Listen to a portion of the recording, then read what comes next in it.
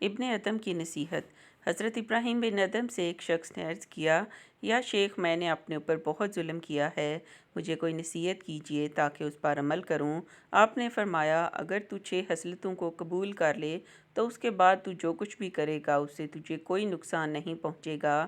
اول یہ کہ جب تو گناہ کرے تو خدا کی روزی نہ کھا۔ اس نے کہا کہ جب رازق وہی ہے تو کہاں سے کھاؤں؟ آپ نے فرمایا کہ یہ بات اچھی نہیں کہ آقا کی نافرمانی بھی کرے اور اسی کی روزی بھی کھائے۔ دوم یہ کہ اگر گناہ کرنا چاہتا ہے تو اس کے ملک سے باہر نکل جا۔ اس نے کہا کہ مشرق اور مغرب، شمال اور جنوب، سب کا مالک اللہ ہی ہے، آخر میں کہاں جا سکتا ہوں؟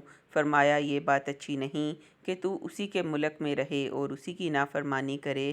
سوم یہ کہ جب تو گناہ کرنا چاہے تو ایسی جگہ کر جہاں وہ تجھے نہ دیکھے۔ اس نے کہا، وہ ہر جگہ حاضر و ناظر ہے اور دل کی پوشیدہ باتوں کو جانتا ہے، ایسی کون سی جگہ ہے جہاں وہ موجود نہ ہو؟ فرمایا، یہ بات اچھی نہیں کہ تو اس کو حاضر و ناظر بھی جانے اور پھر بے دھڑک ہو کر گناہ بھی کرے۔ چہارم یہ کہ جب ملک الموت تیری روح قبض کرنے آئے تو اسے کہہ دے کہ تجھے توبہ کرنے کی مہلت دے دے۔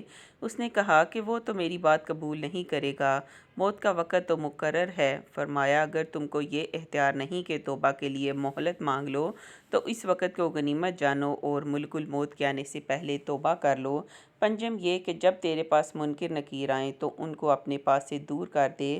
اس نے کہا، بھلا مجھ میں اتنی طاقت کہاں؟ فرمایا، اگر یہ طاقت نہیں تو اس کے سوالوں کے جواب دینے کے لیے اپنے آپ کو تیار کر۔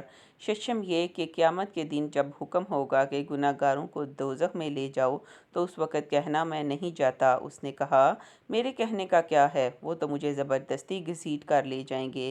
فرمایا، اگر یہ حال ہے تو پھر گناہ سے باز کیوں نہیں آتے؟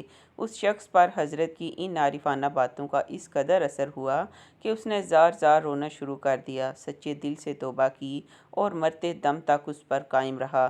گناہ کبیرہ ہو یا صغیرہ، انسان کو تباہی کے دہانے پر لے جاتا ہے۔